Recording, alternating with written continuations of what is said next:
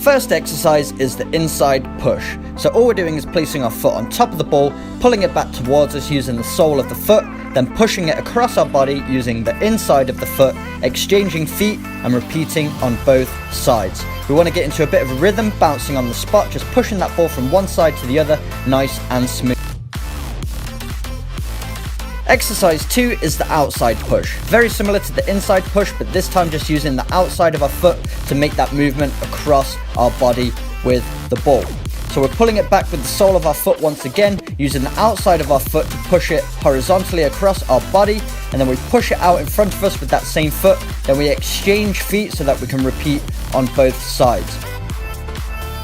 Exercise 3 is the inside forward push. So very similar to the inside push, where we're pulling that ball back with the sole of our foot, then to the inside of our foot to push it across our body, but this time we're exchanging feet in the middle. So we're adding an extra movement in now, pushing it through those middle cones, and that's when we swap feet and repeat. So we're getting a good amount of touches with our left and right foot, again getting into a nice rhythm, bouncing on the spot in between each movement, nice and smooth, getting a lot of touches in.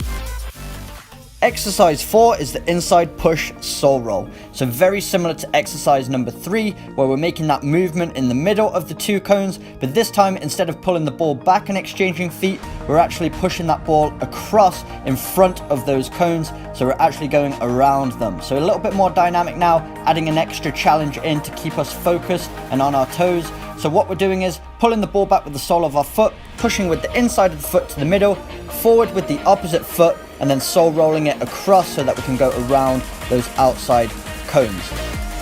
Number 5 is the L drag push. So we're doing the exact same rhythm that we did for the first two exercises, but this time we're throwing an L drag in there as well. So this one takes a bit more accuracy with your touches as you throw in that L drag. So what we're doing is we're pushing that ball out in front of those cones at the side, and then we're dragging it back with the sole of our foot, this time hooking it behind our opposite standing leg to perform the L drag. Number 6 is the alternate V-cuts. This one takes a bit of practice, but let me break this one down for you. So what you're doing is you're performing a normal V-cut. So you drag it towards yourself and then open up your body and touch it with the inside of the foot of that same foot that you dragged it back with. And then you're going with the opposite foot, so you're exchanging feet in the center of those two cones, dragging it back and then exchanging feet to push it with the inside of the opposite foot. So there's two varieties of V-cuts in one exercise. So really good for working on these skills because they're very applicable to the game. A V-cut's a very simple move for getting out of tight space danger, tight space trouble. So just work on this one, trying to go for 60 seconds without mistake. Number 7 is parallel rolls. So as you'll notice, the exercise is going to start getting more advanced now, but this is a great one for working on the accuracy of your sole rolls. So you're rolling the ball across your body, then pushing it out in front of you with the opposite foot, and then between those middle cones, out in front again, in front of the cones and back to the start, and then you exchange feet and you repeat going the opposite direction. So you really have to be accurate with your touches. It does take a lot of coordination and it's quite challenging both physically and mentally trying to get that pattern down, but once you do get it down, you're getting a nice rhythm and you'll find yourself doing it with no problem whatsoever. It's going to be... Number 8 is the sole push and pull. So we're working one foot at a time, using the sole of our foot to push that ball out in front of us, and then the opposite leg is just hopping and having to stay balanced so we keep in control of that ball. So we're pushing it up with the sole of our foot and then having to go around the cones back through the center, pulling it back towards us around the outside of the opposite set of cones, and then we're exchanging feet once we get back to the start and repeating on both sides. Number 9 is the single leg square. Very similar to number 8, but this time adding an extra component to it to make it even more challenging.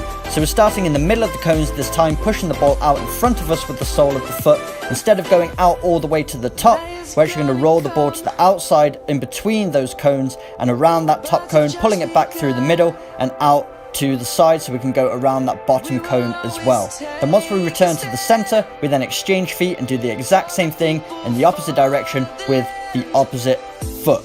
So even more challenging, requires even more balance and coordination than before, but once you get it down, you're getting a nice rhythm with it and you can go for 60 seconds without making a mistake. And finally, exercise number 10 is the double leg square. I've purposely saved this one till last because it is the most challenging of the 10 exercises, but if you've mastered 1 through 9, you should be able to get this one down in just a few times practicing it. So we're using the same pattern as we did for exercise number 9, but this time we're just using both of our feet, so it takes a little bit of coordination, being able to exchange the ball between our feet at the right moments. So just like exercise number 9, we're pushing the ball out in between those first 2 cones, out to the side so we can go around that top cone, pulling it back through, and then around that bottom cone as well, exchanging the feet throughout. So it does take a bit of coordination, but you'll notice if you can get this one down, it's really going to improve your mastery of the ball, your coordination, and your confidence as well.